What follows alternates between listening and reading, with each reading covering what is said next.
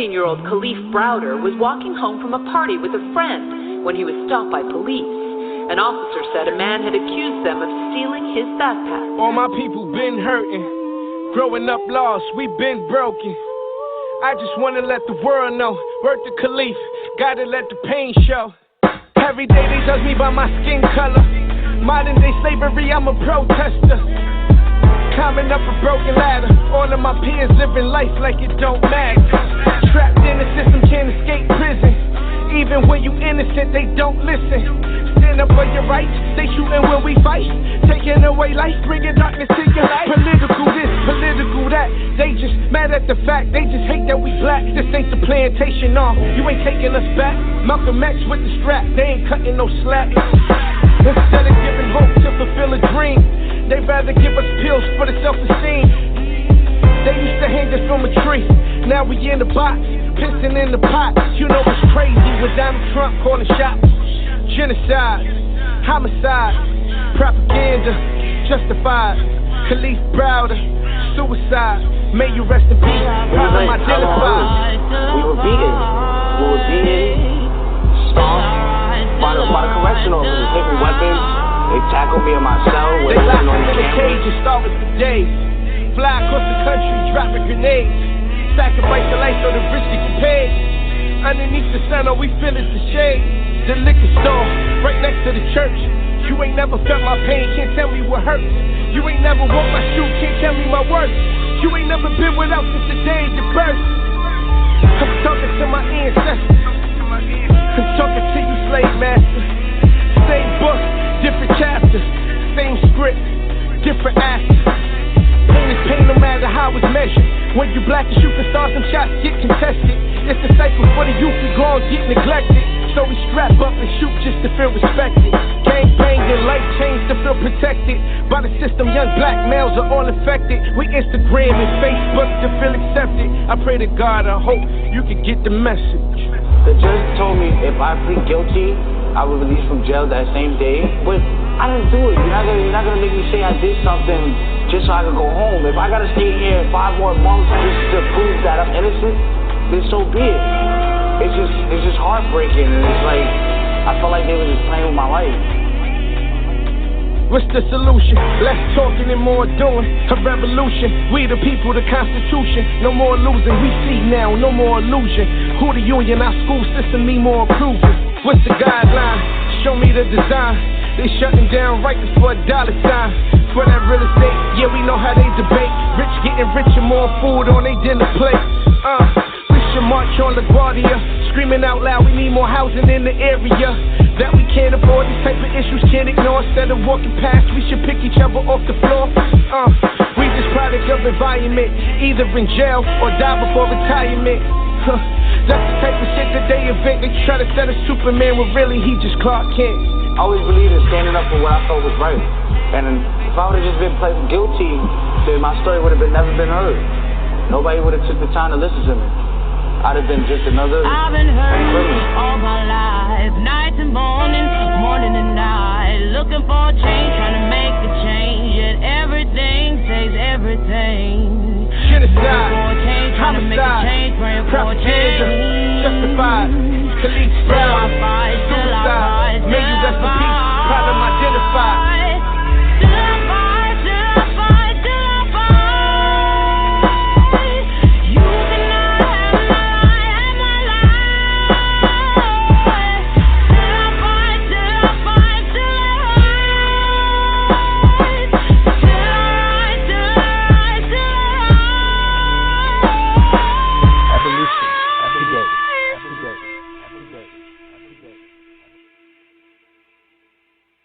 You just heard the song Khalif Browder from Glory Lives featuring Not Elite. Peace and welcome to Abolition Today, a weekly syndicated online radio program with specific focus on modern slavery as it is practiced through the 13th Amendment of the U.S. Constitution and by for-profit prisons worldwide. We air live every Sunday, 7 p.m. Eastern, 6 Central, and 4 Pacific. Live streams and archived podcasts are available at abolitiontoday.org. My name is Max Farkas. I'm joined by my co-host, Yusuf Hassan. What's happening, Brother Yusuf? Hey, peace, Max, and peace and blessings to all of our listeners that are tuning in. Word. Last week, we exposed the Casual Killing Act. We'll keep pointing that out throughout our tenure here on Abolition Today. Today, we go into the myth of the Sixth Amendment. The fact that it does not exist in reality is one of the pillars of modern legal slavery. We're going to break this issue down for you like molecular biologists explaining COVID. And with that said, let's go over our week first. So, Brother Yusuf, what's been going on for the past week with you, man? Hey, man, supercharged week. I have a really big exam that I'm, taking tomorrow that's going to be done oral and recorded. So, yeah, a lot of my week has been focused on that. We're in the last week of Ramadan. That's always a bittersweet situation, for Muslims worldwide. But, of course, there's all the news of, all the things that we have to report this week to our listeners. So, yeah, I'm definitely ready. How about you, Max? How's your week been? My week has been pretty interesting, man. Even with Abolition Today, only about a small percentage of what I do ever makes it to, people's ears or eyes. You know what I mean? Like, I'm always trying to do something in the back. For instance, today I had a meeting with some of the brothers from Angola as well as outside Angola prison. They're organizing over there.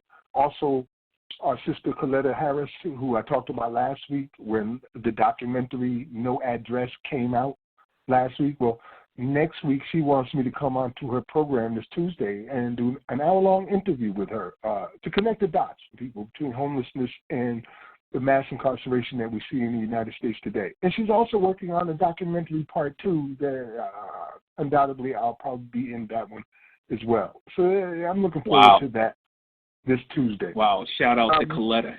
That's heavy. Word, shout out to Coletta, man. We're 10 episodes deep today, brother. We got 2 digits in our library. Yeah, I mean, where'd the time go, man? I know, right? And we cover so much. We really have tried to focus on, like the pillars of modern-day slavery and human trafficking. As slavery abolitionists, not only for the purpose of the program, but so there's a library, an educational library, where if you want to know about a specific part, we can point you right to it because we're covering as much of it as we can, trying to simplify it, of course. But as we say every week, there's always so much more. We're only just really trying to bring it together to give you an understanding, a beginning, to give you the reasoning you need. But it's up to you to learn more if you want to know more. Right, Yusuf? Right. That's right. I mean, we put the information out there, and I mean, this is the information that we share is just a snippet as to what's really available out there as far as, detailed information on our topics.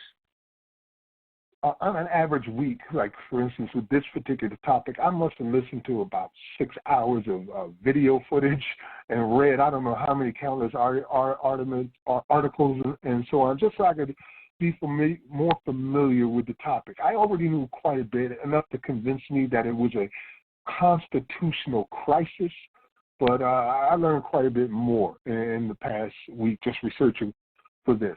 Oh, and by the way, the song that we started out with, that was awesome. I mean, the brother was right on point talking about Khalif Browder, who is our focus for tonight. We're using him as the example of a violation of the Sixth Amendment to the farthest degree in every way, shape, and form. So that was why we opened up with that.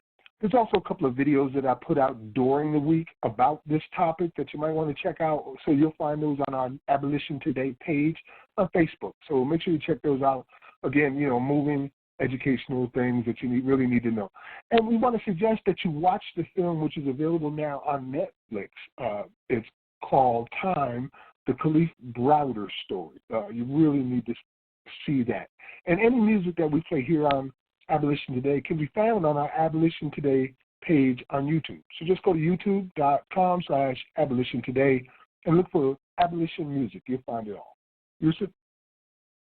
Yeah, man, and you have a gift when it comes to this music.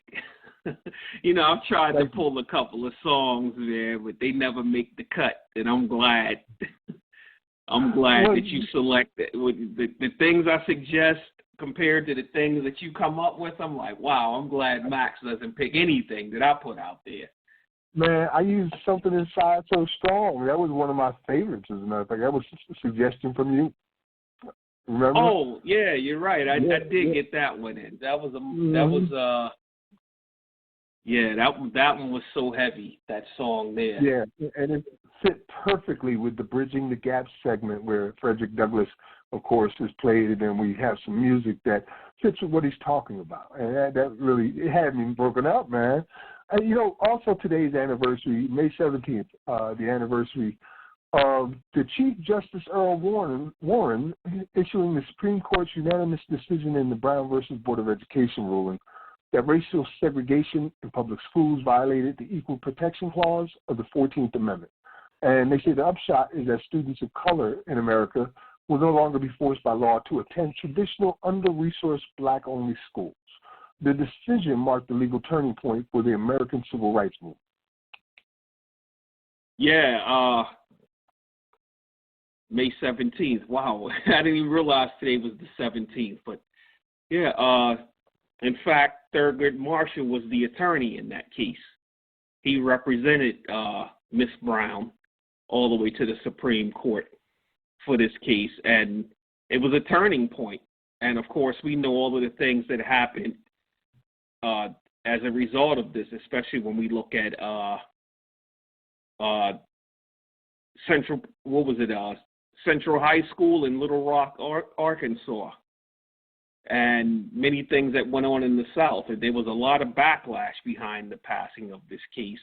And we see it carries on now, not so much openly on the lines of schools not being integrated, but the information that's presented to each school. You have some schools in certain areas where, you know, all of their books are 1-2 years old, and you go into the minority communities, or you go into the black community, black and Hispanic communities, and you'll see that, you know, the school books are 15, 20 years old.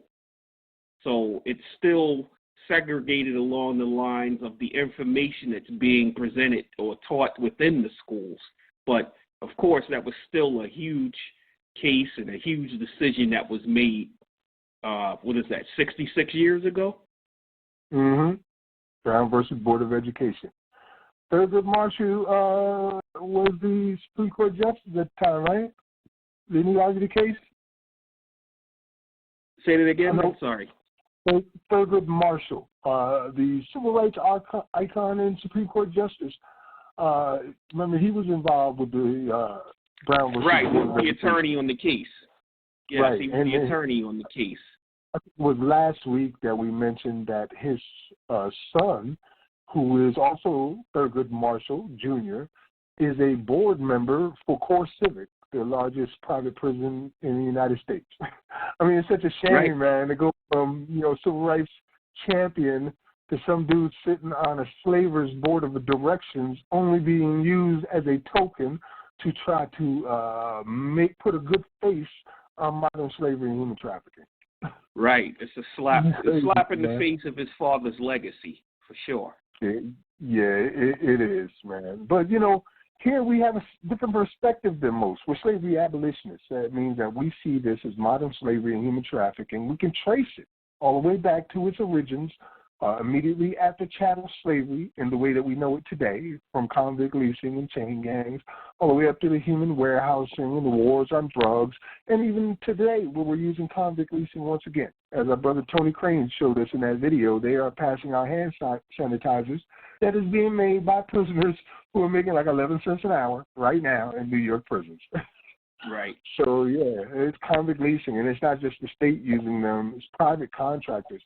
There's an organization we talked about last week. We're still researching some of it, but where they talk about all of the different players, corporate players involved in the prison industry and who's making money and how.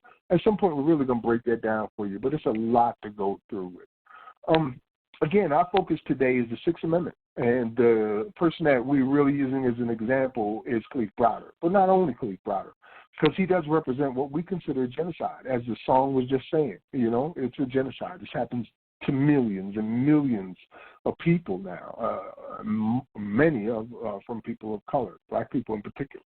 But with that said, let's start out with unequal justice under the law, the defense attorney's role. So let's go ahead and get into the defense attorney's role and hear a little bit of information about that. It's going to take like 10 minutes, but trust me, it's all worth it tonight, especially if you really want to know and you're looking for ways to make a difference. So here we are. Abolition. Does our criminal justice system truly guarantee justice for all? Not if you don't have the money to hire your own top-notch attorney, it doesn't. Our Sunday morning cover story is reported by Lee Cowan. I was looking over the brief. You're about to hear some pretty strong words from this law professor. So strong, they're almost hard to believe. I pledge allegiance. But listen carefully. Of the United States of America. When we pledge allegiance to the flag and we say with liberty and justice for all, that's just not true. I'm sorry. So is the notion of equal justice under the law really just a myth? Oh, I think it is, yes. Unless something changes, we're going to have to someday sandblast equal justice under law off the Supreme Court building, because for the 80% of people who are poor, we don't have anything that comes anywhere close to being equal justice under law. Shocking, right? His name is Stephen Bright. He currently teaches law at Yale University, but he spent much of his career at the Southern Center for Human Rights, fighting to help those charged with a crime but can't afford an attorney to defend them in court. They're hot, okay? So, you got to blow them like we do. People like Shauna Shackelford. Is it good? So what did this do to your life? Ruined it. Yeah? Tore it apart. Back in 2009, her home outside Atlanta caught fire. She wasn't home at the time, but she had taken out a small insurance policy on that rental house, and that made investigators suspicious. I saw that it was just a misunderstanding. Like, they're going to figure this out, and it's going to be okay. But it wasn't. Shauna found herself under arrest, charged with arson. My grandma was like, you might need to get an attorney and talk to somebody. Did you have money for an attorney? No. So she applied for a public defender, a court-appointed lawyer tasked with making sure the Sixth Amendment is upheld. That's the part of our Constitution that guarantees any of us the assistance of counsel. The next case on the docket is the case of the state of Florida. It's a right that's been tested in court, most notably in a case brought in the 60s by a petty thief in Florida named Clarence Gideon. I request this court to appoint counsel to represent. Unable to afford an attorney, Gideon was convicted and sentenced without one. He appealed, arguing his right to an attorney had been violated, and the U.S. Supreme Court agreed. But while the Constitution may promise everyone legal counsel, it says nothing about the quality of that legal counsel.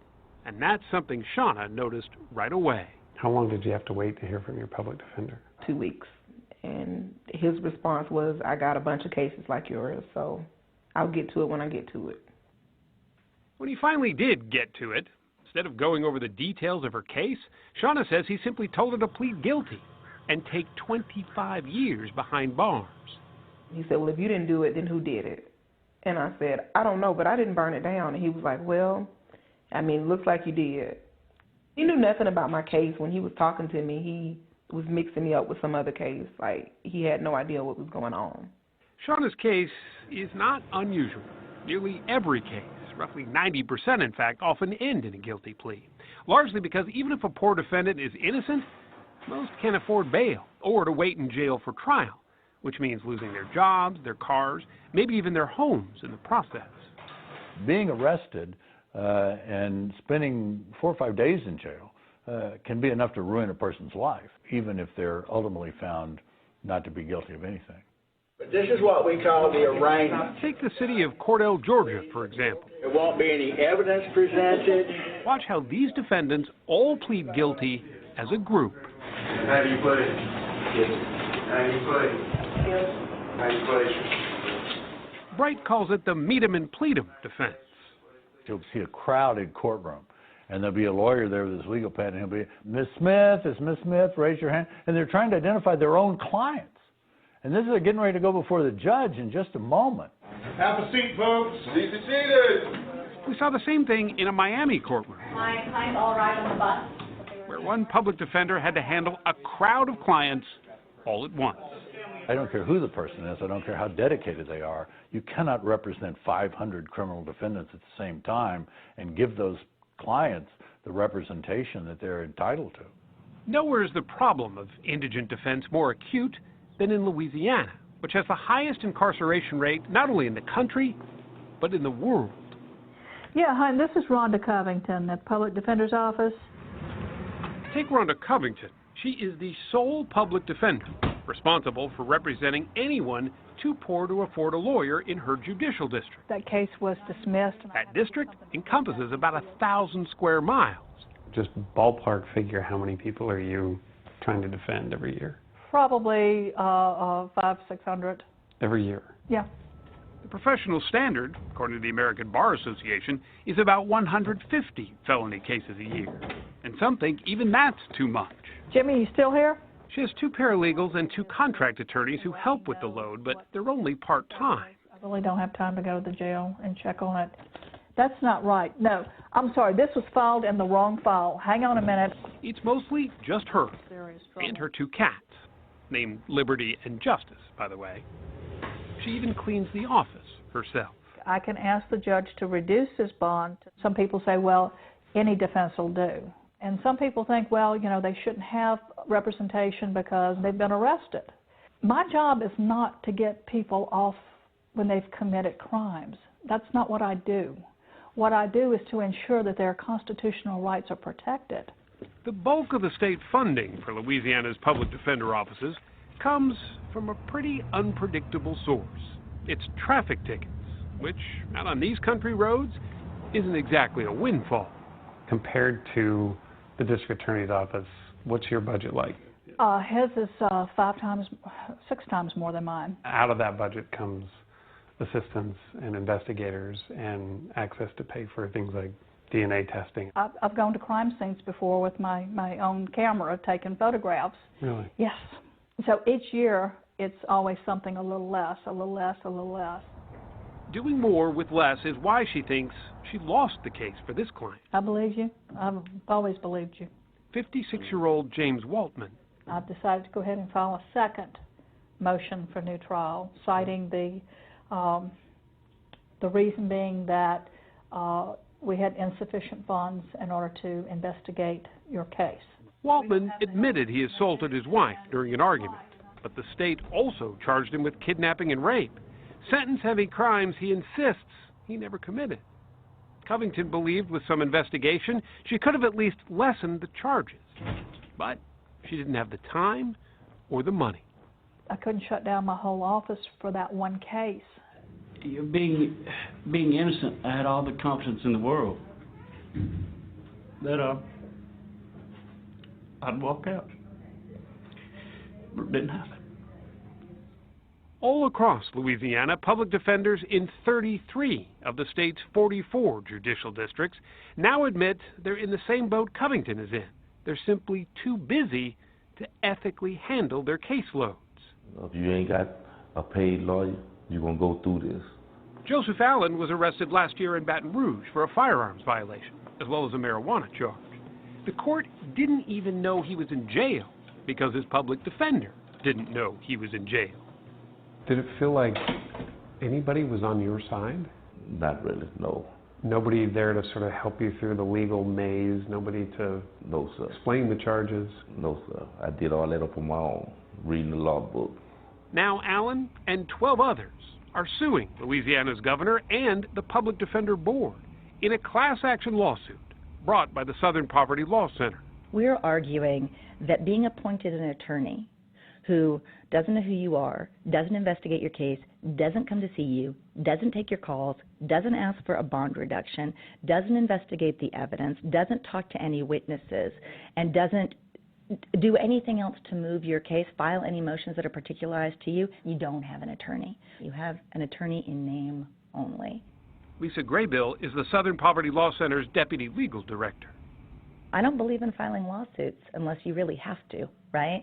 If there were a way to avoid filing it, we would have. But this injustice has gone on really for too long. It's unacceptable. Back in Georgia, Shauna Shackelford spent years researching her case by herself. Her public defender was too busy with other cases, she says. In the process, she lost 2 jobs and her home. After all, who wants to hire or rent to a suspected arsonist? Had it not been for Stephen Bright, the only person who would seriously look into her case, Shauna would probably be in jail. His investigation, which he did for free, proved that the fire was the result of faulty wiring, not arson. It took him just 2 weeks to get Shauna's case dismissed. Just 2 weeks worth of work. 2 weeks. That's all it took. Somebody to do a little research and try.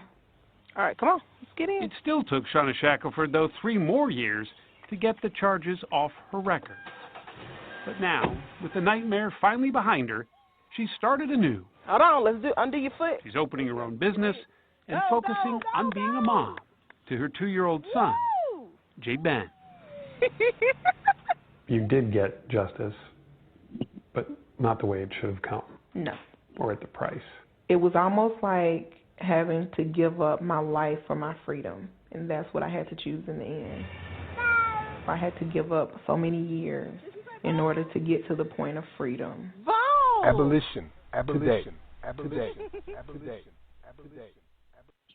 You just heard unequal justice under the law. And this is the defense attorney's role being explained through examples right there with the facts about what we're dealing with all across this country.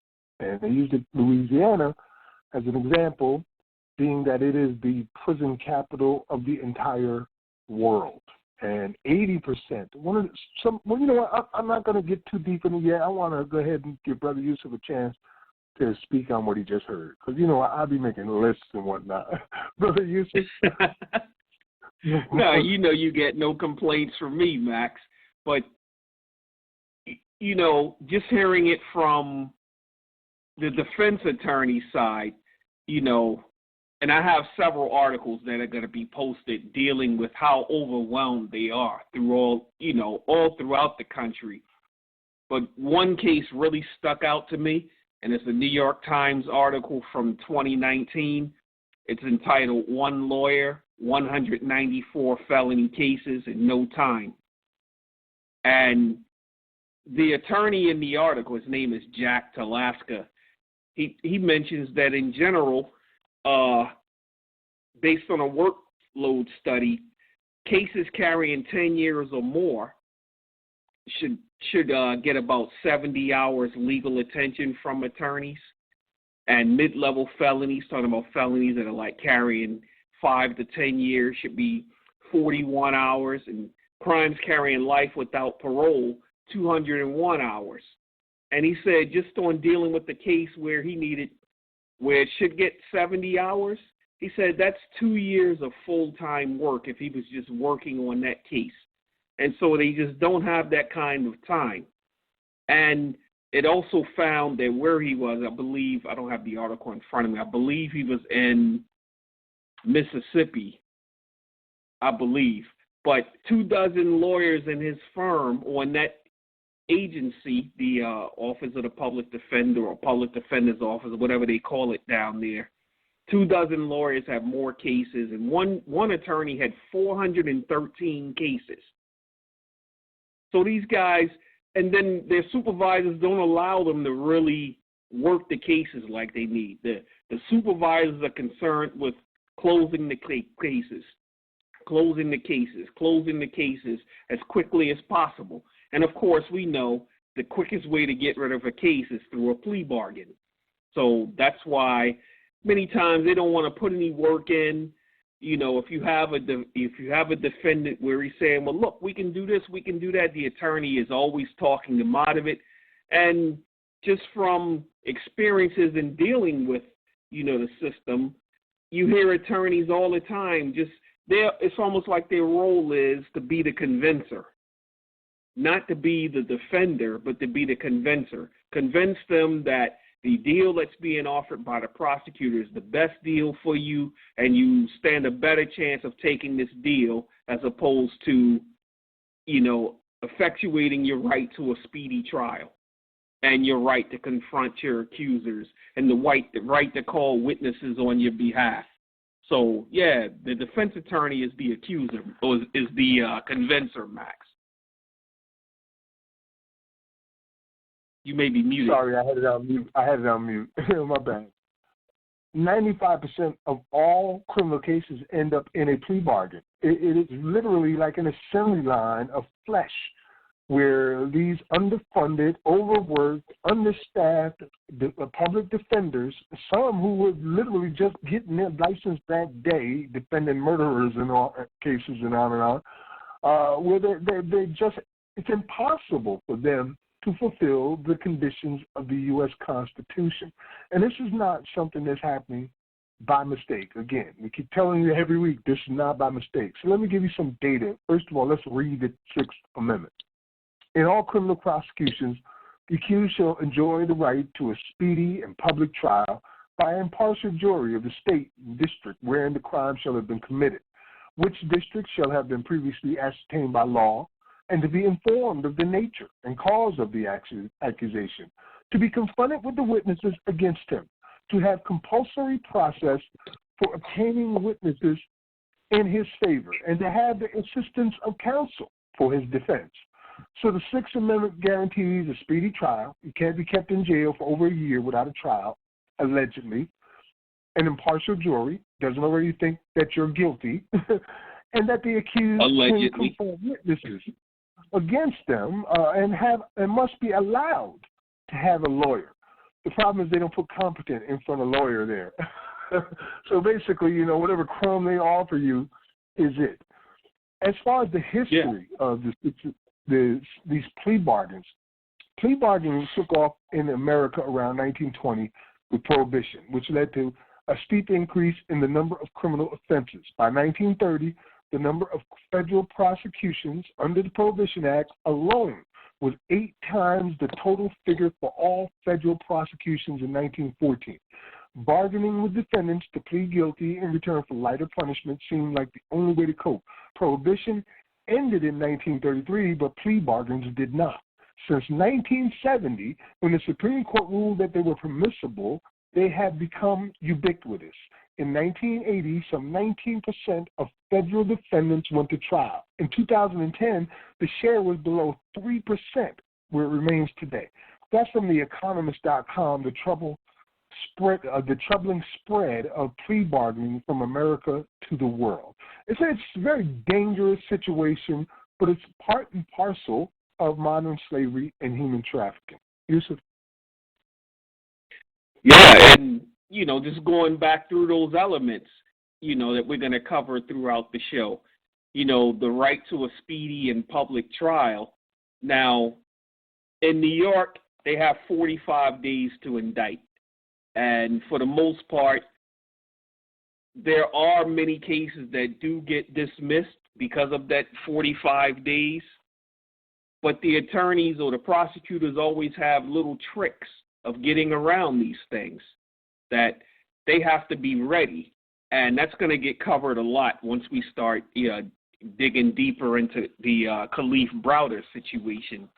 But most cases throughout the country, they just have, it's saying a reasonable amount of time. And see, a reasonable amount of time is not the same.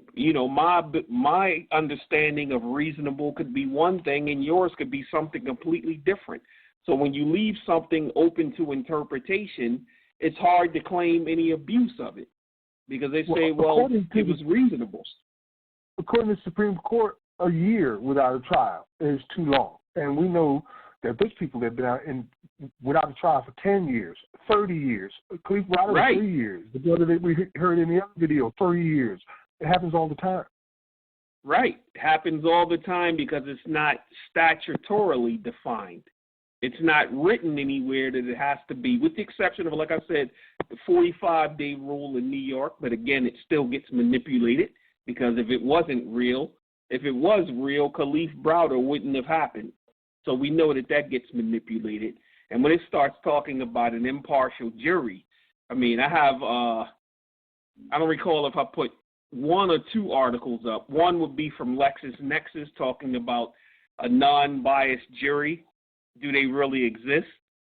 And one thing that it mentioned in there said there are a lot of potential jurors out there who won't admit to prejudice or don't even know they have it. What prejudice is to one person is just a day in the life for another. It's a concept about open to a lot of interpretation.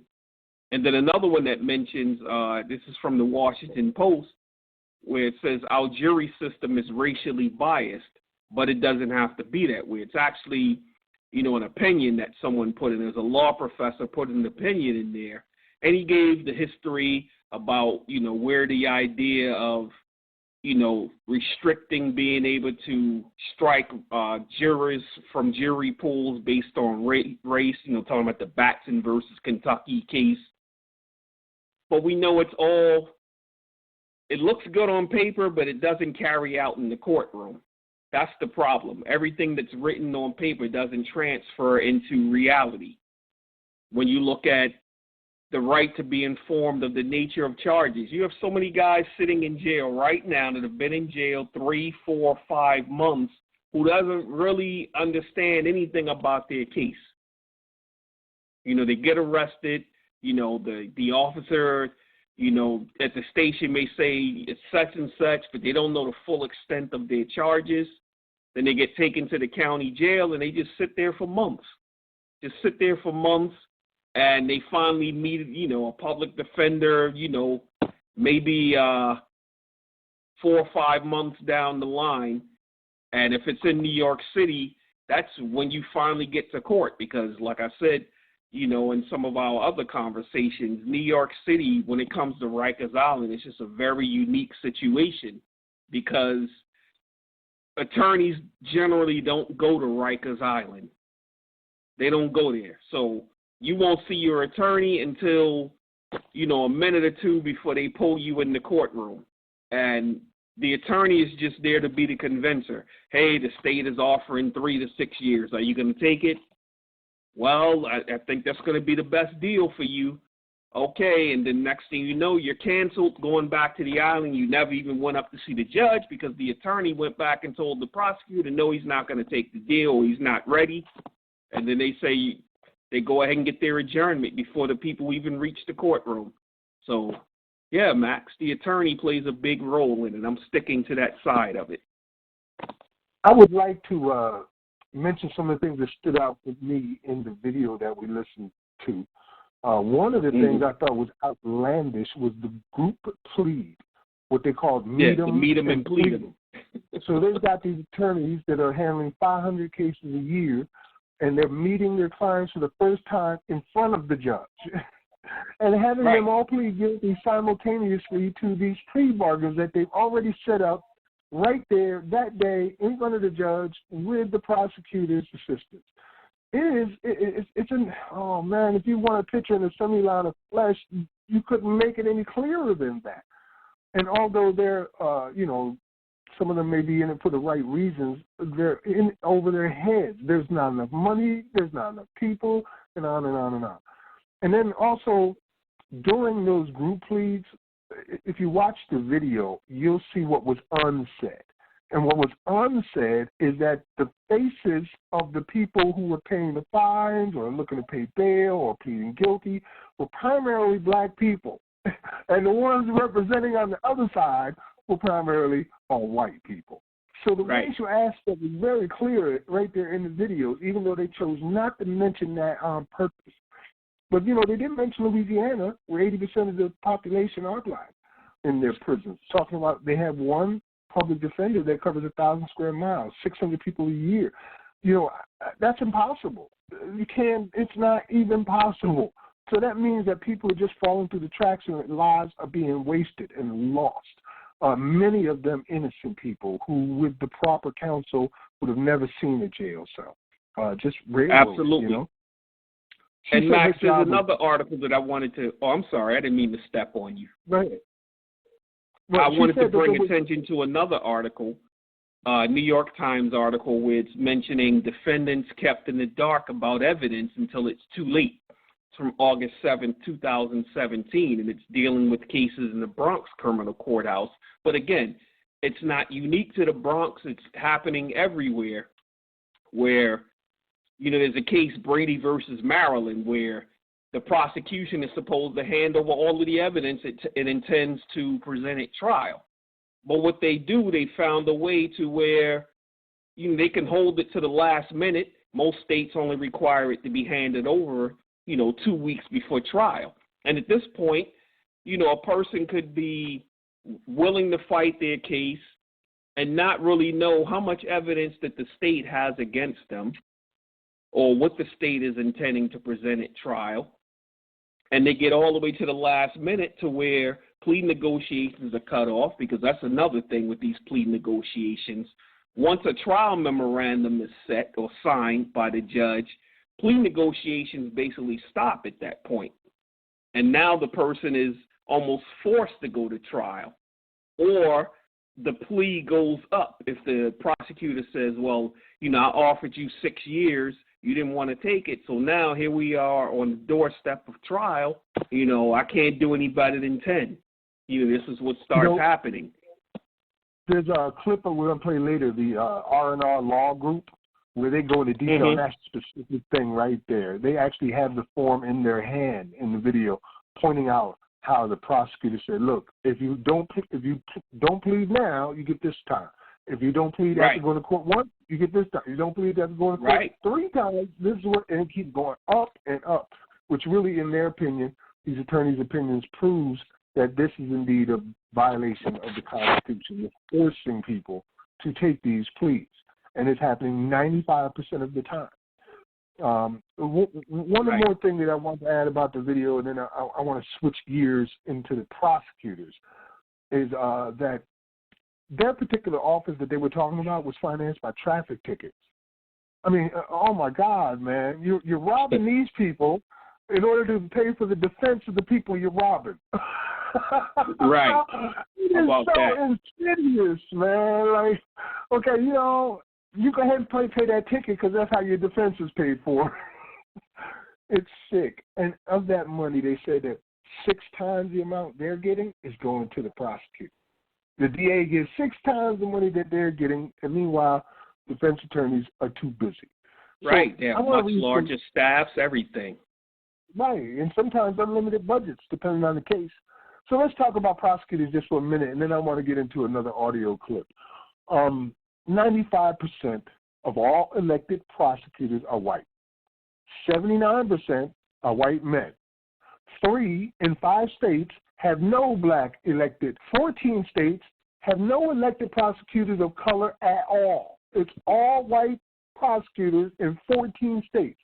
Just 1% of the elected prosecutors are minority women. Just 1%. And I think I know all of them personally. It's only like pretty much. Yeah. Excuse me. Every day, 9.5 out of 10 people are sent to prison with unconstitutional plea bargains. Innocence is no impediment. When legislators and prosecutors like former California AG and presidential candidate Kamala Harris are confronted with this wholesale violation of our Sixth Amendment right, their excuse is that if everyone goes to trial, it would break the system. Well, break the damn system then. I don't see anyone making excuses like that for illegal violations of the Second Amendment, the First Amendment, or any other constitutional right. Despite what they tell you, some things are unacceptable and compromise is impossible. I either have those rights or I don't. Sworn officials are either upholding their oath to protect those rights or they aren't. Start a revolution if necessary. Shit, it's worth it. We're talking about the Sixth Amendment here, which is the pillar of modern-day slavery because it doesn't exist. And I don't know what judge said it. I've been looking for a week and couldn't find it. But he literally said, if you hear it or find it, please someone send it to me. The judge said that the Sixth Amendment is a myth because if 95% of all cases never make it to trial, there is not enough evidence to prove that it exists. It's really just that simple. So we're going to go ahead and do one more audio clip. When we come back, we're going to talk about what we hear again. This is all about the same topic. Stay tuned. We're going to keep it on fire. Soon we'll find out who is the real revolutionary. Justice delayed due to the public defender's budget crisis is not only justice denied, but adds to the challenge of mounting an effective defense. you really haven't had the time to sit down and talk to him about the case. Right. You don't even have the case. Exactly. And there he sits. There he sits, day by day, sitting in, I keep calling it a cage, but I mean, that's really what it is. He's locked in a cage with no recourse, no way out, no way of preparing for trial. I mean, every day that goes by, there's a potential piece of evidence that's being lost or being forgotten. That could be that one key that frees him, right? That evidence never comes back. If someone forgets something, that could be the one key to freeing him. I mean, that doesn't come back. 3 full years after Henry Campbell was arraigned in this courtroom, a court-appointed attorney filed a motion involving Campbell and 6 other defendants. It said that Louisiana's criminal justice system was so broken, allowing prisoners to languish in jail for years, allowing others to go months without any kind of legal representation, that it violated the U.S. Constitution. So we'll find out who is the real revolutionary. The Sixth Amendment of the Constitution guarantees every American facing trial the right to a lawyer, even if they cannot afford one. The Supreme Court enshrined that right into law with its landmark 1963 ruling in the case Gideon versus Wainwright. One way society meets that responsibility is with public defenders. But across the country, that system is being stretched to the breaking point, underfunded and overworked. We've created a counterfeit defense, and it's only the illusion of fairness. The Public Defender's Office says it's at a tipping point and the outlook is not good. They want the state to give them public defenders or to give money to appoint lawyers who can represent them in the way that the Constitution demands. We are dealing with a crisis. Missouri may well be ground zero, the state's public defender system widely seen as nearly broken. The state ranks 49th in per capita spending on indigent defense. Last year, its 320 public defenders handled 80,000 cases, on average more than 240 cases each. Listen to these lawyers in the public defender's office in Jackson County, the state's biggest district, which includes Kansas City. Most days it's overwhelming. Over the next 6 weeks, I have some very, very serious trials. They deserve a lot more attention than I give them. Mostly all the time. I think I have 6 murder cases right now. Too many for me to be prepared for. Pretty much if you ask any lawyer in this office, they'd say the same thing. Do you feel you're able to give them all the time they deserve? I don't know. This is a long answer that you're asking for here. No, is the simple answer. Michael Barrett is head of Missouri's public defender system. Defendants routinely sit in jail for weeks just before they meet their attorney. And we tell them that we are very eager to work on your case, but it's going to be a while because there's an awful lot of people in front of you. In 2016, Barrett convinced the Republican-controlled legislature to spend more money for his office. And when then-Governor Jay Nixon, a Democrat, slashed that increase, Barrett took a bold step. I wanted to bring attention to this matter because so many people are being incarcerated without competent representation. But before I appointed a private lawyer who didn't cause this problem, I thought I'd start with the one person with a law license in the state who could do something to fix it. A bitter budget battle in Missouri going to a new level last week. Missouri Governor Jay Nixon has just been recruited to be a state public defender. Missouri's lead public defender has ordered Missouri Governor Jay Nixon to represent a poor defendant in court later this month. The court said Barrett didn't have the power to do that, but he had made his point. Now the courts are considering a $20 million class action suit the American Civil Liberties Union filed against the state. The 5 plaintiffs, all represented in criminal court by public defenders, say their constitutional rights were violated by long delays. Barrett acknowledges that when defenders are handling as many as 200 cases at a time, there's no way they can fulfill their professional and ethical duties to their clients. You have to go visit with your client. You have to look at the charges that your client faces. You have to investigate the case. You have to meet with witnesses. You have to talk to the police officer. You have to file motions. You have to receive the evidence that the prosecution has and then discuss the evidence with your client. To think that you can do each one of those steps in 150 cases is absolutely ridiculous. As a result, defendants like Rayshad Ashton often end up pleading guilty to crimes they say they didn't commit just to get out of jail. It's called pleading to daylight. Make the case for why a revolution is not what the country needs or wants. We have problems we have to solve now. Now, what's a revolution going to do? Disrupt everything in the meantime? Soon we'll find out who is the real revolutionary. The real revolutionaries.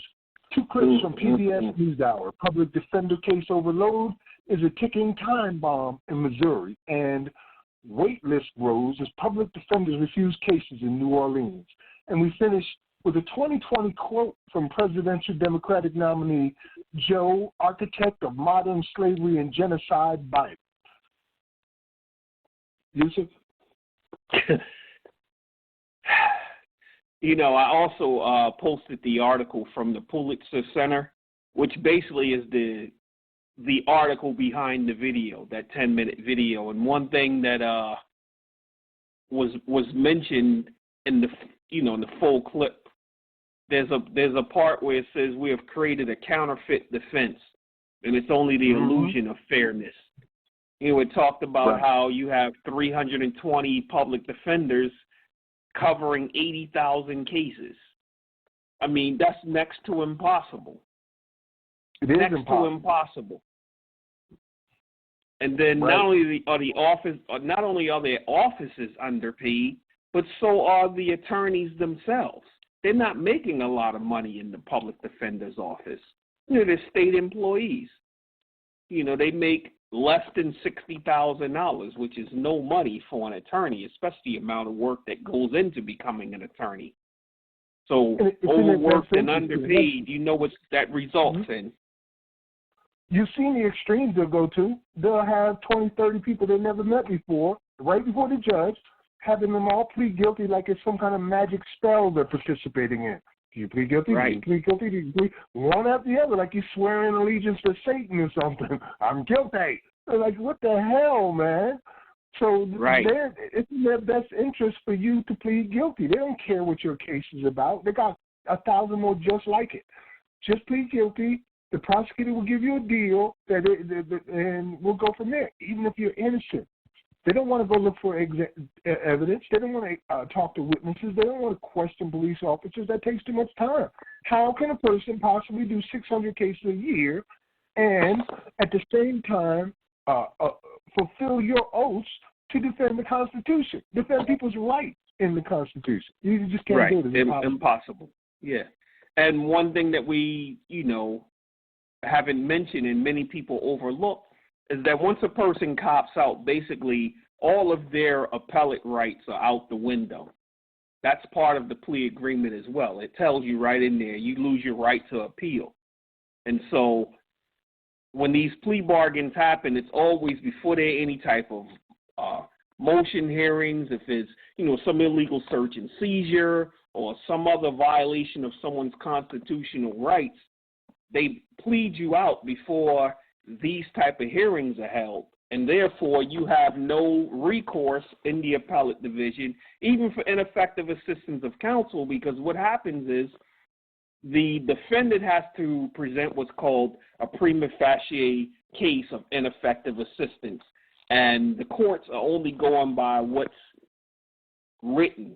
So a person could be sitting in jail, he sends a letter to his attorney. His attorney is not going to write him back because, of course, they don't have the time to write back. The attorney is going to come over to the jail, seeing maybe 40 clients within a 20-minute time frame. It's just really just him showing up. And he's not there to answer any questions. So the person has even a hard time proving that he was ineffectively assisted. Of course, you can look right at it and see it, but what happens is when the person goes for sentencing, the judge asks all these questions, and the person is afraid to really say what he wants to say because he's fearful of getting more time. So the judge is going to say, do you plead guilty? Are you in fact guilty? Are you satisfied with your attorney's representation? And they're standing there, yes, yes, yes. And then they get down in prison, they find out otherwise. Look, you weren't represented properly, you could do this, and then they try to appeal, and of course, all of their appellate rights are already gone, Max. Hey, Yusuf, we're going to have a music break coming up, and we got kind of a long clip that I want people to hear. Our plea agreements unconstitutional from R&R Law Group. They really go into detail there. But before we get to that point, there was one other clip that I wanted people to hear. And it is a clip from Khalif Browder. It's the Time special that's on Net Browder's story. I pulled out, I did a little thing on it earlier this week. It's very powerful. If you get a chance, check that out on Abolition Today. But they talk about the Sixth Amendment specifically and what was happening with him. And I think we should play that. So do you want to add anything else, or should I just go ahead and... No, by all means. I mean, Khalif is the poster child for the Sixth Amendment breakdown of how we show it's a myth. Exactly. And I want to tell people some Riker stats when we finish listening to it. So here you go. It's a clip from Khalif Time, the Khalif Browder story.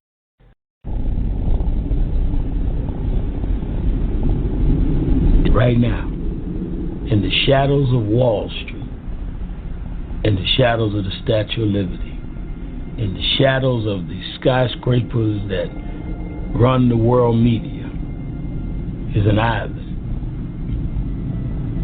There's no distinction between minors and adults. There's no protection against assault, where teenagers are being treated like they were in slavery right now.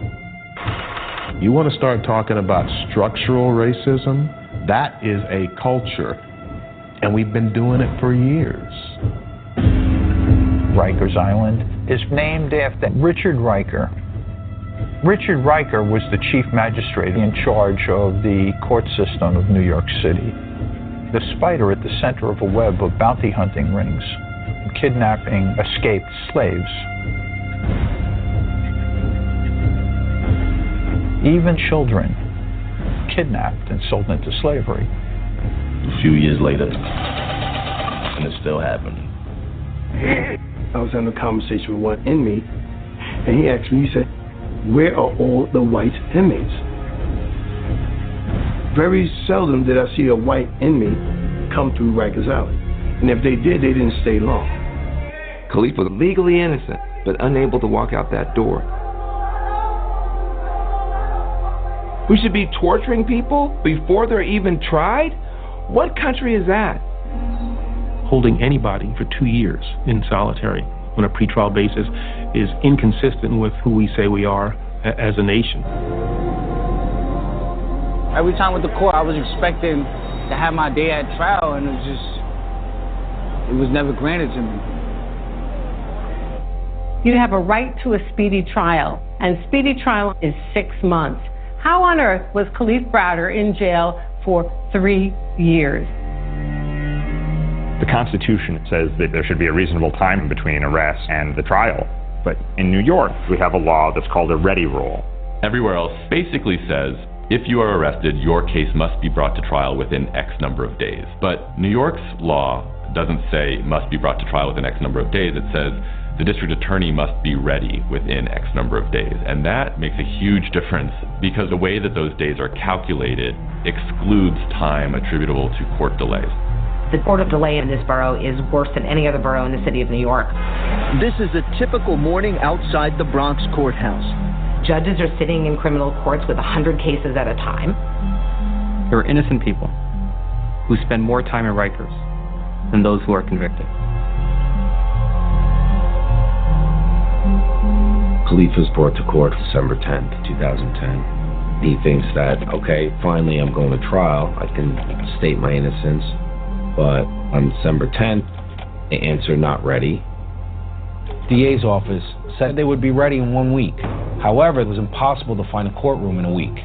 If there are no courtrooms available and the case has to be adjourned for 3 months, those 3 months do not count against the clock. And so you have some prosecutors who abuse that fact.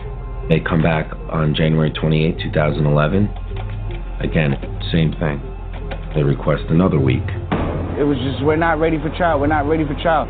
He had trial delay after trial delay, had prosecutors knowing full well that they wouldn't get another court date for weeks at a time. They come back March 9th, 2011. The excuse that day was there were conflicts in the DA's schedule. Most of the time, those adjournments are for nothing. And it just keeps getting adjourned and adjourned and adjourned. Now it's going on like 6 months at this point that they say they're going to be ready in a week, and they haven't been ready at all. And no time is charged to the speedy trial clock.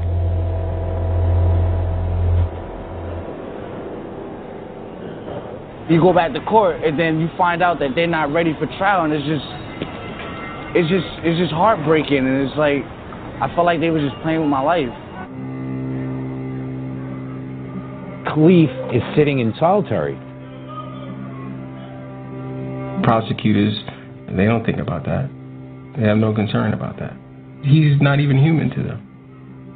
That's just a fact. There are absolutely prosecutors who act insidiously because the system allows them to. Bronx DA Robert Johnson should be ashamed that this happened under his watch. The real fear here should be that we are allowing people to remain on the streets who commit other crimes. Robert Johnson was the DA for a long time.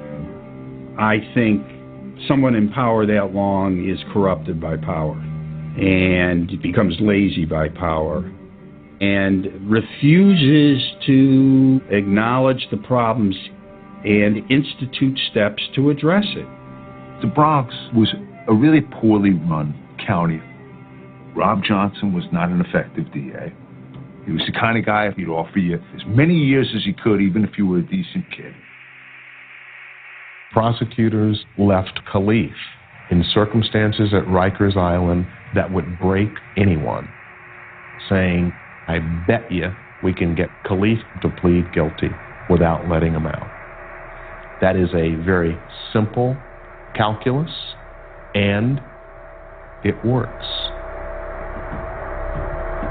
Almost everybody pleads out, not because everybody's guilty, because people crumble under the pressure.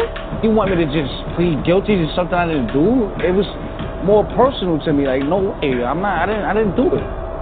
He demanded his day in court, and they were going to punish him for that.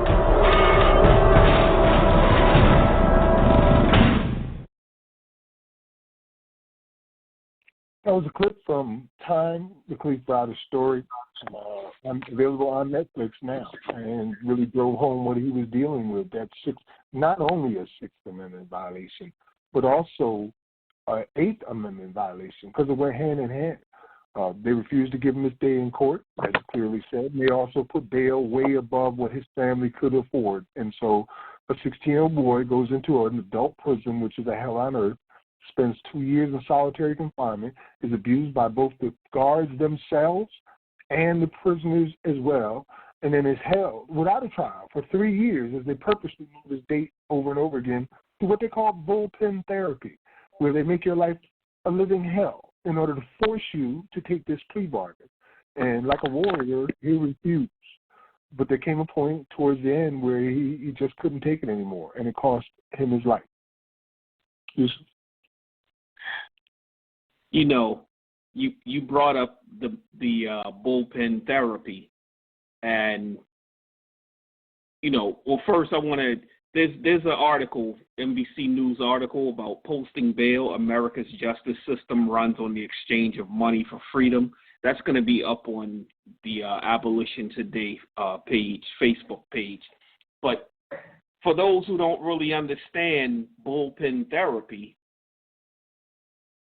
this is what happens when you're jailed on Rikers Island. And most county jails are within almost walking distance of the courthouse, to where it's usually just a short van ride, 2-3 minutes to the courthouse, or the jail is actually connected to the courthouse and there's just a hallway to walk down. But in the case of Rikers Island, you have people from all 5 boroughs housed on Rikers Island, which is problematic within itself. And typical court day begins 3:30 in the morning. The person is awakened They go to the mess hall in large crowds, have breakfast, maybe 4 in the morning, and then they go down in the bullpens in each facility. Rikers Island has several buildings. They're putting up so many buildings so fast that I've forgotten the count. I think it's maybe 15 buildings over on Rikers Island. So each building has maybe 3 or 4 bullpens jam-packed with people waiting to go to court for that day in any of the 5 boroughs. So you sit there for hours, and maybe finally around 7:30, 8 o'clock, a bus comes and you hear your name called and you're whisked off to court, whether Brooklyn, Queens, the Bronx, Staten Island. You go off to court and you're put in the bullpen. Then from that bullpen, after waiting for a long time, you get put in another bullpen. And then you're put in another bullpen. And each time you're in jam-packed bullpens, and, you can feel the tension of being in these bullpens, because at the same time, anything can jump off at any given moment. So there's the tension of that. People walking around stressed. People have snuck weapons with them. It's all kinds of stuff going on in these bullpens. Then on top of that, you have your case to worry about. So that's the typical day, going and then coming back. It's the reverse. Going from bullpen to bullpen to bullpen to finally getting a bus to take you back to Rikers Island. You could end up in a different building to where you're housed, and you're housed there for many hours. So you getting up at that 3:30 in the morning, you may not get back to the facility that the person is housed in until maybe 8, 9 o'clock at night. And to continually go through this time after time after time. After time after time. You can imagine Khalif going through this procedure over the course of 3 years. So it gets a point where they finally say, well, you can go home today. What do you expect the person to do?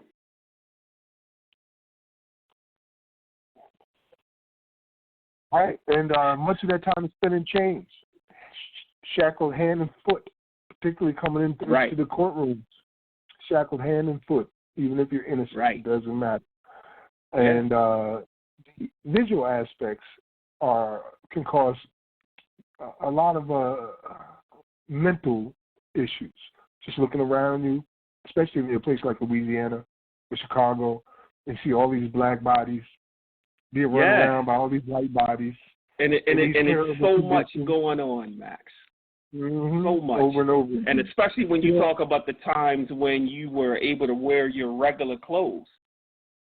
So now you have to worry about, you go somewhere and some crew might want to roll on you because they like the shoes you have on, or they want your watch. It was crazy. It was crazy. So the Sixth Amendment is a myth. It doesn't exist in these conditions. It's impossible for it to exist. Understand the depth of what we're talking about. This is a real constitutional crisis, where the Sixth Amendment is so far gone that a federal judge has said that it's a myth without enough evidence to prove that it exists. And I'm going to find that fucking quote somewhere. And, I often pull in the racial aspect of it, but I'm always going to be doing that, because there is a racial aspect, and we should be talking about it, because it's always been a specific target. So I want to read just a quote from the Daily Beast, an article that says 95% of prosecutors are white, and they treat blacks worse. And this is what they said. About 1 in 3 black men in the United States can expect to be incarcerated at some point in their lives. Black men comprise 4% of the U.S. population, but 35% of the prison population. Local police forces are, on average, 88% white. Police like Ferguson, Missouri are but the most extreme examples of nearly all white police departments patrolling majority non-white precincts. But the white cop is only the first responder. Throughout the criminal justice system, defendants will repeatedly encounter disproportionately white, sometimes all white, agents of the law. Most importantly, the charges against them will be set by 95% white prosecutors elected on state and local levels. In fact, 2/3 of the states that elect their prosecutors have no black prosecutors at all. Since prosecutors convict 86% of the prison population, this means a nearly all-white cadre of attorneys is putting a disproportionately black cohort of defendants in jail. That's the Daily Beast. All right, well, we did throw in some extra with that last clip, so now we're going to get into one that's really meaty, and we're going to give it a few minutes because not only we're going to play the clip, it's very educational. But afterwards, we are going to take our music break right along with it. So we'll play this clip and then the music, and then on the other side, we'll come back. And we're hoping somebody from Ohio will call in, will give us some information from on the ground of what's occurring there. Right, Yusuf? Yeah. Hopefully, all right, someone directly from inside of Marion Prison. Amen. Man, if you're here with us now, I'm glad you're hanging on because it's just getting more and more powerful. And we're going to start with our plea bargains, unconstitutional, are in our law group. That will be followed by 27, the most perfect album, Sons of an Illustrious Father's Sixth Amendment. Abolition. Today. Alan Dershowitz, in his article, he says most plea bargains, plea agreements, are unconstitutional. So if you're not familiar with criminal law, a plea deal or a plea bargain is an agreement made by a defendant, so somebody who's been charged with a crime, and a prosecutor, somebody who is representing the government and charging the person with the crime. They come to terms and they come to an agreement and they say, I know I've been charged with this crime and it has these penalties, but I'm going to take a deal. I'm going to make a deal with you, and the benefit of that deal is I'm going to get a reduced sentence. So the penalties would be what they are here, and the prosecutor is going to offer you a deal. You're going to take the deal, and you're going to close the case. It's going to save the government from having to prosecute you and go through the expense and the time of a trial, and you're going to get a better deal because you're taking a plea agreement, whereas the penalties would be worse if you went to trial and lost. Well, Mr. Dershowitz says that this is really unconstitutional because you have a right under the Sixth Amendment to have a trial by a jury. You have a right to go through due process and find yourself in a court, in front of a judge, in front of a jury, and defend yourself. It's part of what's called due process. The problem with that is that prosecutors will ask for harsher penalties if you actually exercise that right. If you go through the court process and you say, I want my day in court, if you are convicted, then they'll impose more serious, harsher penalties. And so what Mr. Dershowitz is saying is that if you decline a plea bargain, you're going to receive a much harsher penalty. That's a violation of the right to a Sixth Amendment. It's a right to your trial by jury. You have that right, and it's being watered down because the prosecutor's offices are creating these incentives against going to trial. If you go to trial, it will be worse. In the criminal defense world, we call this a trial tax. And it's something that we see very, very frequently. I want to show you an actual form from a prosecutor's office in Arizona that we see very regularly. This is the same type of format. Before I show you the form, I want to explain. When you're charged with a crime, you're going to go through a number of different court proceedings. You're going to have the original charge date. You're going to go to court. You're going to start at the top with what's called an arraignment. You're going to have another court date called a pretrial conference, another pretrial, then you may work your way up to what's called a trial readiness conference or do a settlement conference, and then you can go to trial. That's kind of the skeleton, the framework of a criminal case. You have a number of different court dates. And the reason why it's important to go to all those court dates or to have an attorney who's going to be going for you is because there's a lot of work that takes place. If you're charged with a DUI, we need to determine whether or not we need to do our own independent test. We need to read the police reports. We need to schedule interviews with the officers. We need to request records on dash cams and body cams. There's a million different things that we do as we go through that process, but it takes time. The other reason why that process is important is because certain things can only happen at certain times. So for example, we don't get access to the police report traditionally, or at least under the rules of Arizona criminal procedure, until the first pretrial conference, which is the second court date. So if you take a plea deal at the first court date, you're doing so, by and large, without knowing what's in the actual case. You haven't read the report. You haven't done all of those work. You haven't scheduled your interviews. You haven't decided whether you want to do an independent test or not. And so if you're being forced to take a plea deal at that early stage, you're not able to do hardly any investigation into the actual case, which you can see how that could be problematic. Why would you take a plea deal at that early stage if you haven't done any work, if you haven't done your investigation, and you haven't gone through due process?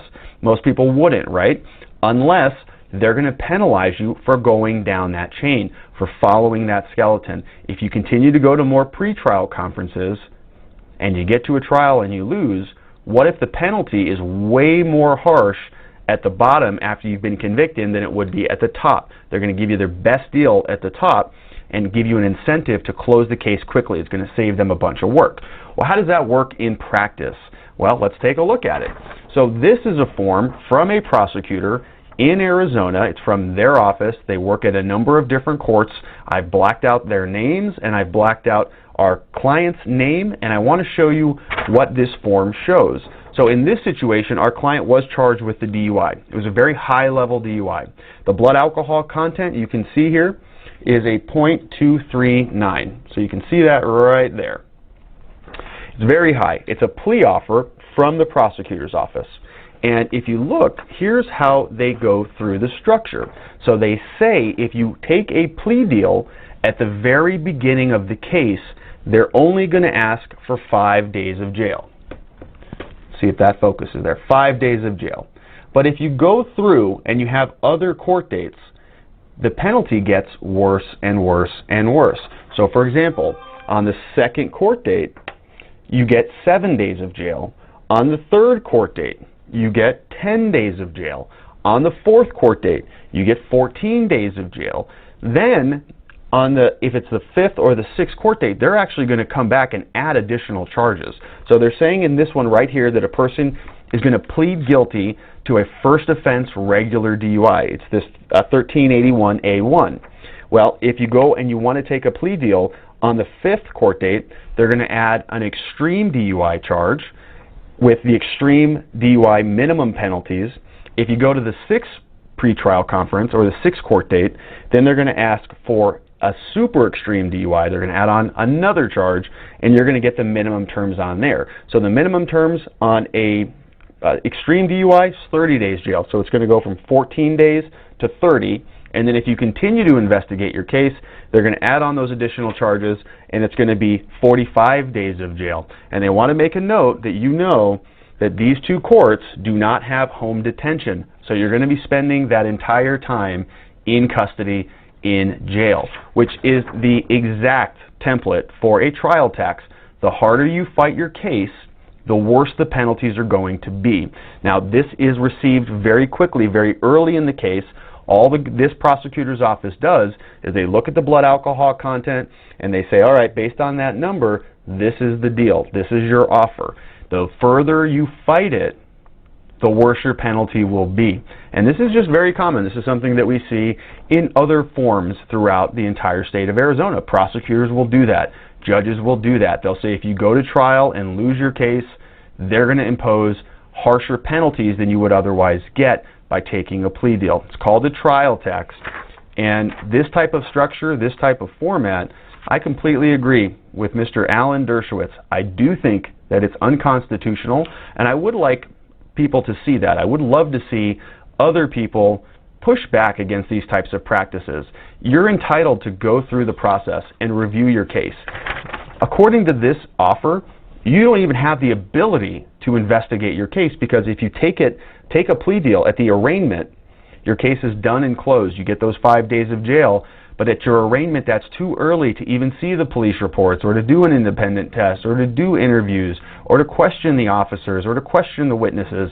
You can't actually defend your case because the rules say that they don't have to give you any evidence. They don't have to give you that material until this next court date at the pretrial conference. So even if you wait and you just say, I want to wait and I want to review everything, you're now potentially risking 2 additional days. And if you continue to fight it, your 5 days is going to turn into 45 days. And if you go to trial and lose, they may recommend something even harsher, and the judge may sentence you to that, even though the Sixth Amendment says you have a right to a trial by jury. So there's a lot of arguments to the other side in terms of government efficiency, in terms of closing cases and eliminating the necessary time and investment by the courts and the prosecutors. But in my opinion, I don't think that supersedes your right to a trial and your right to due process.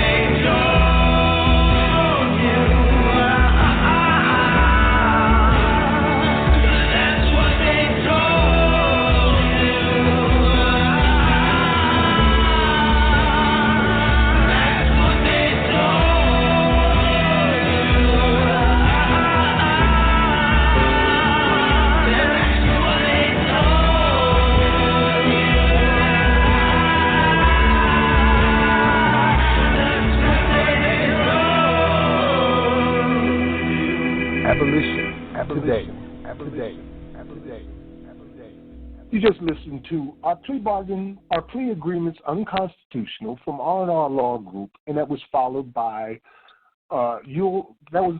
Sixth Amendment from Sons of an Illustrious Father off the album 27, The Most Perfect Album. And this is our second time playing one of the tracks from that album. The entire album is called 27 because each of the amendments of the U.S. Constitution is represented through songs from various artists.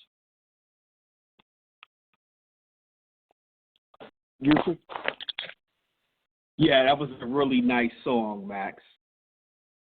That was really Yeah. nice. You know, they live a life in active terror just because you aren't the same. They say they can hold you forever, like they've never, ever read the Constitution. Like they never read it. You know, we're coming towards the close of our presentation of information and stuff like that. We still got some good stuff to go. But the argument, I think, is pretty much closed up. Everyone agrees. You heard them all, from the judges to the attorneys, even prosecutors, politicians. They all agree that the Sixth Amendment, it doesn't basically exist. It's being violated everywhere, every day, all day long. And that is the definition of a constitutional crisis. And when you look at it deeper, you start saying, well, who are the people that are mainly affected by this issue of a Sixth Amendment violation and an Eighth Amendment violation because of the excessive bails? Well, in Rikers Island, 95% of the youth that are there are black and Hispanic. 95% of them. You know how much they charge in Rikers Island to incarcerated 16-year-old like Khalif Browder? $340,000 a year. $340,000, and that's not counting the court time and the court cases and the lawyers and all of those things. The extra money they're making on the incarceration of a single 16-year-old child. So yeah, I think that we hit it home here. You heard all the information you could possibly hear to convince you that this is the case right now that we're dealing with, a massive violation where it is so far gone that so few cases actually make it to court, you can't even say the thing is real. It's a myth. Yeah, you're absolutely right, Max. You know, and I have attorney friends who started out as prosecutors, and you know, they say when they go into the courtroom, they already know they have the upper hand because the odds, you know, say that the case will end in a plea, so their job becomes as easy as it would be for the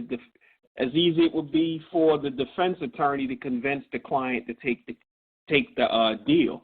Then if the case does go to trial, they still have the upper hand because they know that they have, juror prejudices on their side as well. But we've heard from all of the evidence that we've presented that very few cases go to trial, so they don't have to worry about. When we look at the 7 elements of the Sixth Amendment, the right to a speedy trial, so that's automatically nullified. The right to an impartial jury, that's nullified. The right to be tried in the jurisdiction where the alleged crime occurred, that's nullified.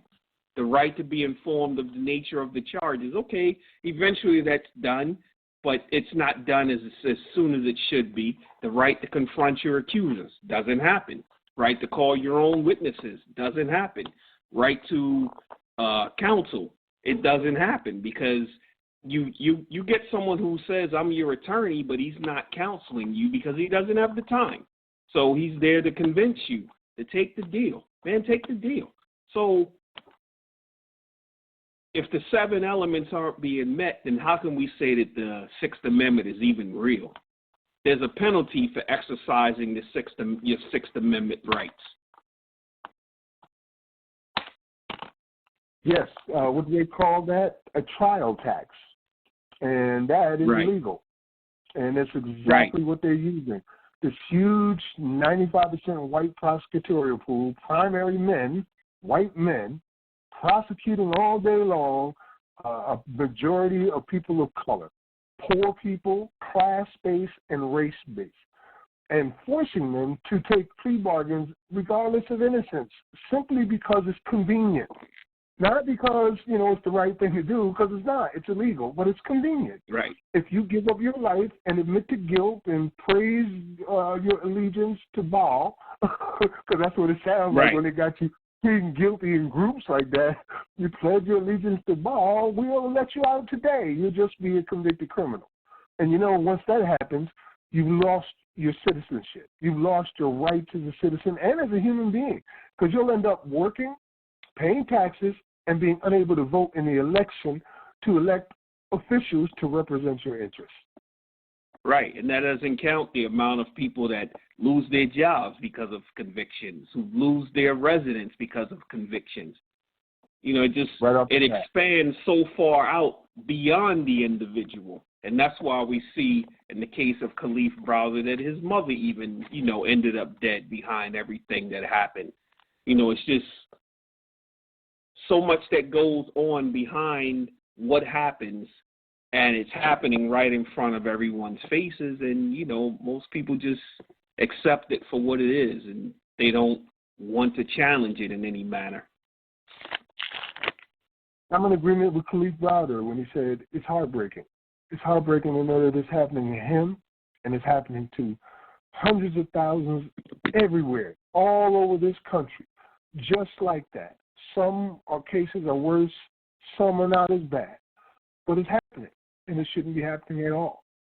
So we found out through this discussion here tonight that of those factors regarding the Sixth Amendment, they're not being covered at all. You're not getting a speedy trial. People in prison for 3 years, 5 years, 10 years.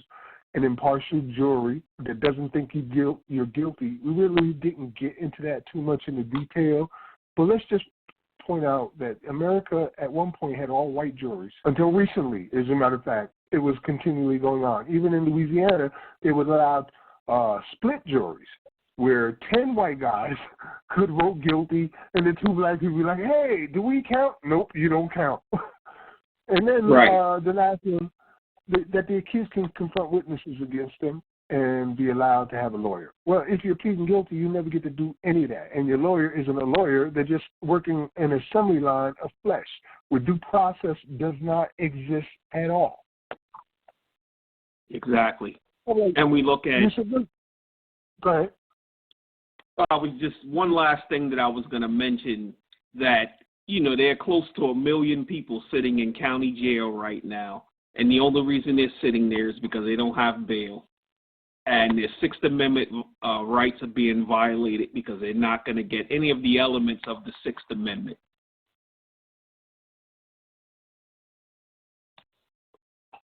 Isn't this what our family members go to wars and fight and die to protect our rights under the Constitution? And only to find out that they don't exist. So what are we fighting and dying for? If you really don't have those rights, we need those rights, and we need them yesterday. So let's get into this section now where we cover the news that we couldn't really cover.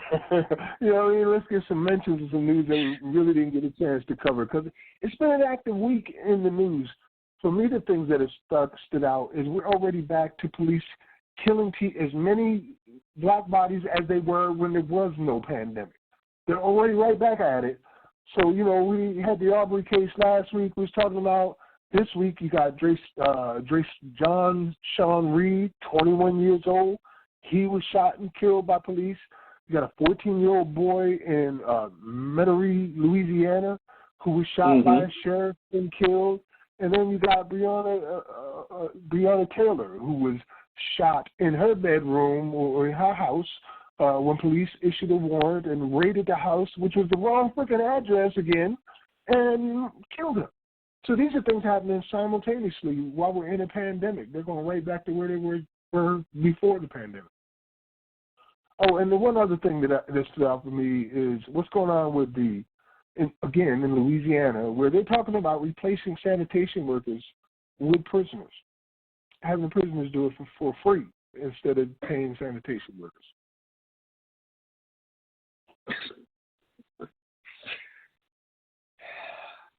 Yeah, I read that, and it ain't that America? Isn't that what Bruce Springsteen said? Mm-hmm. Ain't that America? And it's not even talking about it. They actually did it. Outrage rises as New Orleans replaces striking garbage workers with prison labor equal to modern-day slavery. We all know what's going on here, man. You can't be hidden anymore. And you can't pretend like you're protecting us and our rights when we just told you the rights don't exist. Where are they? Show me the damn right. They don't exist. So what you protecting? Doesn't exist. Well, I mean, a bunch of white prosecutors and white policemen and white judges prosecuting and judging and policing me for when it is your duty as a sworn officer of the law or politician to protect the rights of the Constitution therein. But you're not doing that. So guess who's a real criminal here? Right. All right. Got to pay to play. There's, money driven. The entire justice system is driven by money, as we've shown across many broadcasts. And when you have justice tied to the stock market, there's no justice if there's no money. There was some insidious stuff I heard tonight, man. Like, I was like, what? For instance, when they were talking about using the money from fines or fees or tickets to finance the prosecutor's office and the defense's office. And the prosecutor gets 6 times as much. First of all, that was crazy. Wow. The very people that you're prosecuting are the ones that you're issuing the tickets to. And that money that you're getting from them is going to pay the salaries of both of them. That was insidious as hell, man. So that was just one of the things I heard tonight. Any summations you want to make about the program and before I go into the next part? No, you can just go on, Max, because, this, every time I think about the Sixth Amendment, I always think about Khalif, and that whole story just really bothers me. Really bothers me. Please watch the program. It's available on Netflix. Time, the Khalif Browder story. Yeah, I still haven't even watched it. I can't bring myself to watch it. Yeah. I've seen clips of it, but I haven't been able to watch it. It covers a lot of ground. Unfortunately, it doesn't go all the way and point out the modern slavery.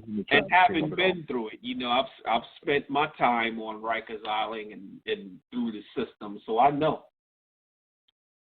Well, I have an announcement from Jailhouse Lawyers Speak, one of our sponsors here and partners.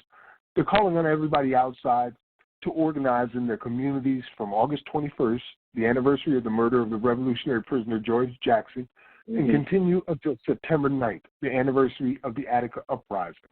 There's a form that they would like you to fill out so they can add your actions to the list of events and demonstrations for that day, for those upcoming events. And you'll find the link to fill that out on Abolition Today's page. So, again, they want you to get involved. We want you to get involved. We're already involved, but we're going to get more involved throughout Black August all the way up to the anniversary of the Attica Uprising. And, of course, we'll have a special broadcast at the conclusion of all of that. All right, Yusuf, anything else you want to get into before we get into our closing quotes and then our final segment, which is of course one of the most powerful segments of the whole night? Right. Yeah, I'm ready to get to that. All right, brother. Well, you go ahead and start, and I'll follow you up since you'll be introducing the final segment.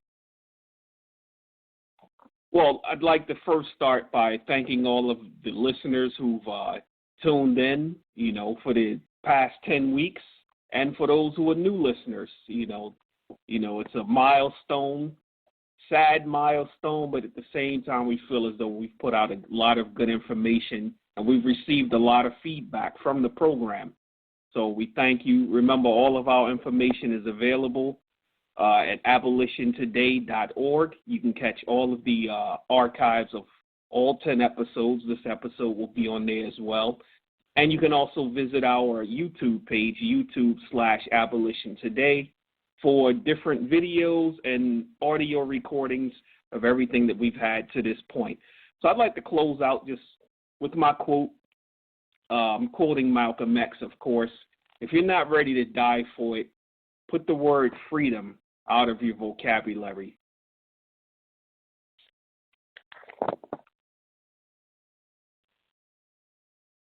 Just that one today?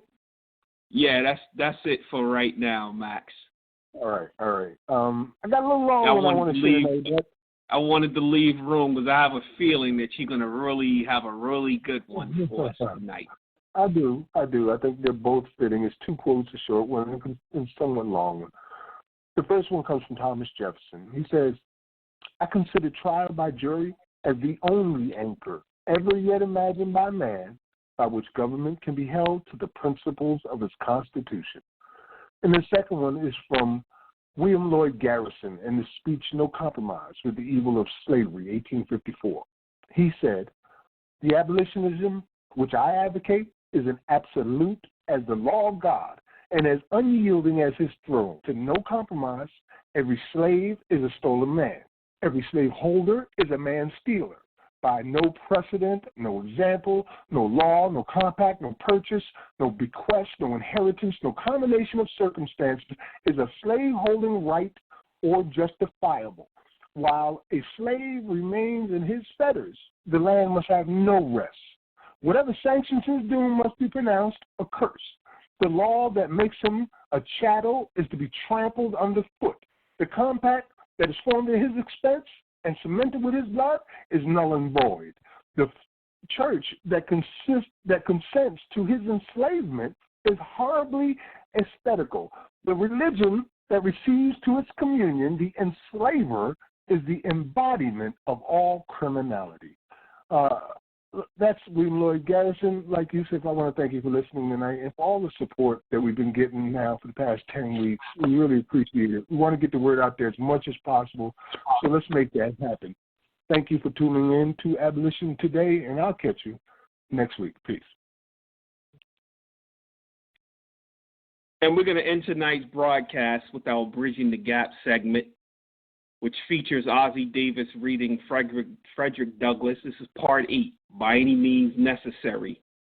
And in recognition of the MOVE bombing, this is the 35th anniversary of the MOVE bombing that occurred on May 13th, 1985, 6221 Osage Avenue in Philadelphia.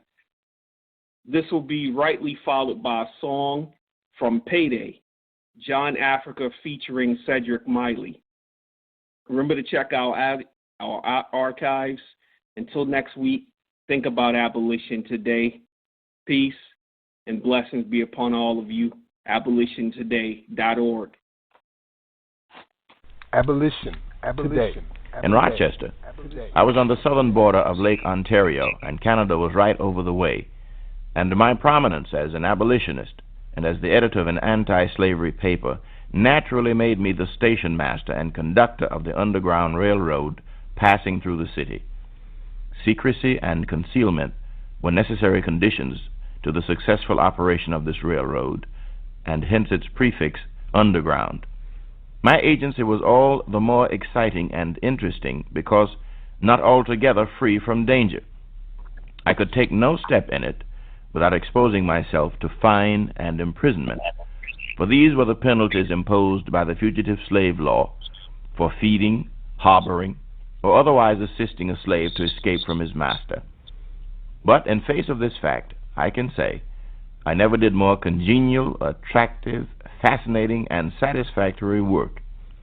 True, as a means of destroying slavery, it was like an attempt to bail out the ocean with a teaspoon.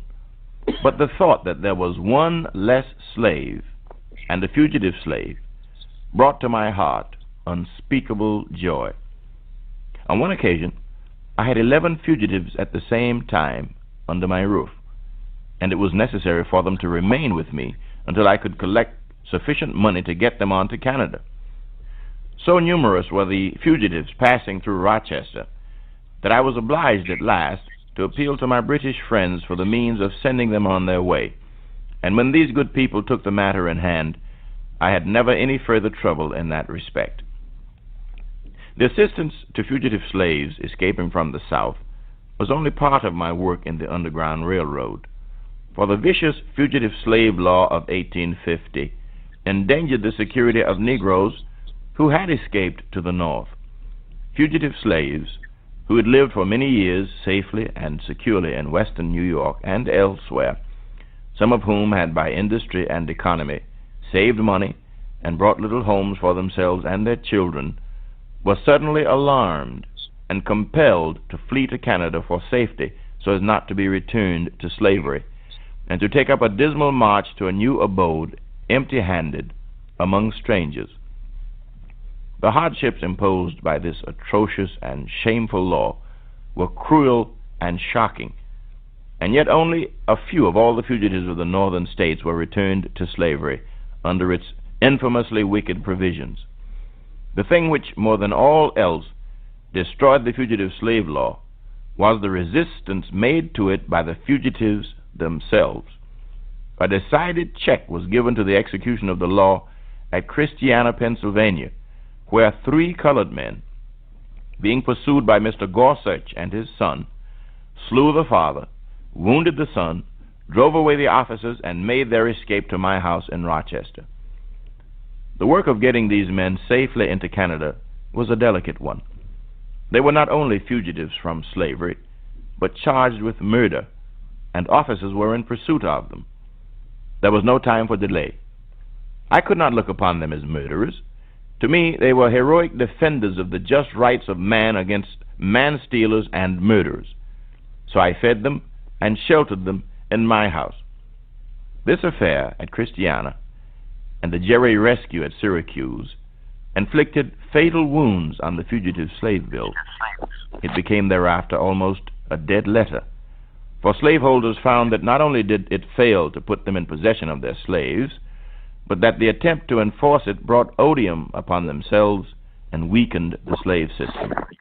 If the city does try to come in here and get you out, what are you going to do? We're going to do what's necessary, man. What is that? But first, understand why he's coming in here. What are you going to do? All right, we're going to do what's necessary. What is that? The strategy of John Africa. What is that? Our only defense. What is that? The strategy of John Africa. You aren't telling me anything. You're just saying the strategy. Hey, I wouldn't tell my strategy to you.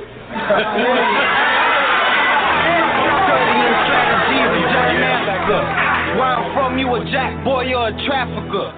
Probably end up locked up in Attica. Cause they consider people like me radical. They say I'm an animal, the Hannibal.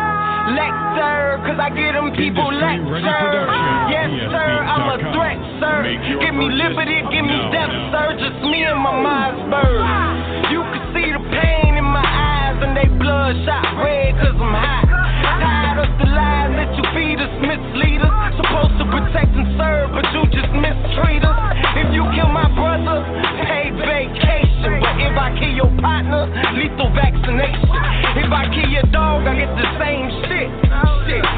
Now ain't that about a bitch? Literally about a bitch. Tryna lock me in a box, but I'ma get up out of it. Letting every bullet out the clip until I'm out of it. They say I'm out of it. They say my mind gone. They say I'm trouble. Say doubles a ticking time bomb. They got me all wrong. Misunderstood. Just cause I'm hood, they assume I'm up to no good. They wanna see me in that talk outline, cause I speak my mind, screaming me and the move now. Strategies of John Africa. Strategies of John Africa. Strategies of John Africa. Hey, I wouldn't tell my strategies to you. Strategies of John Africa. Strategies of John Africa. Strategies of John Africa. Hey, I wouldn't tell my strategies to you. The revolution will be televised. Blowing chocolate tie in the vanilla skies.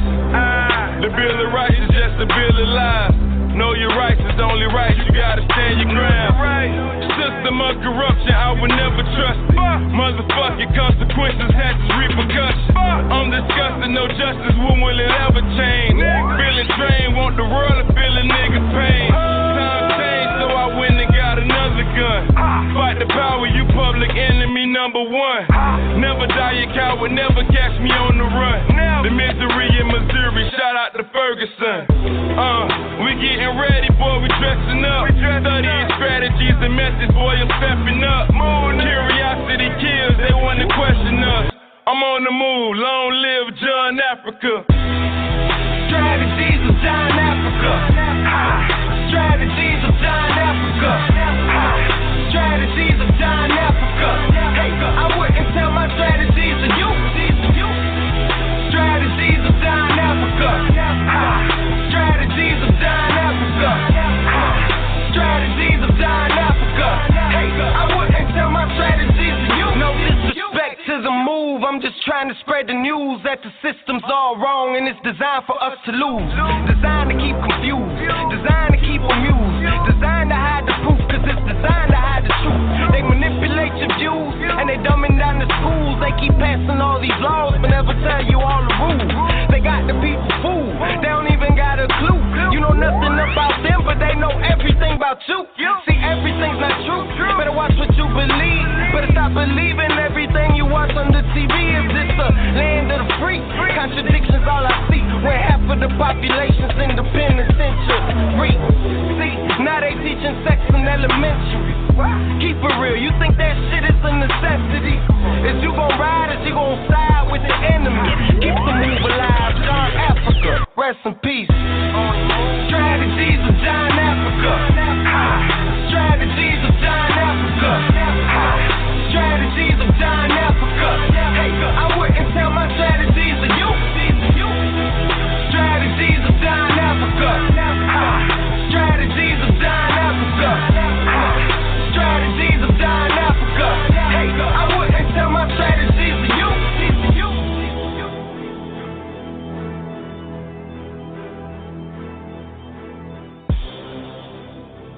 Abolition. Today. Hey!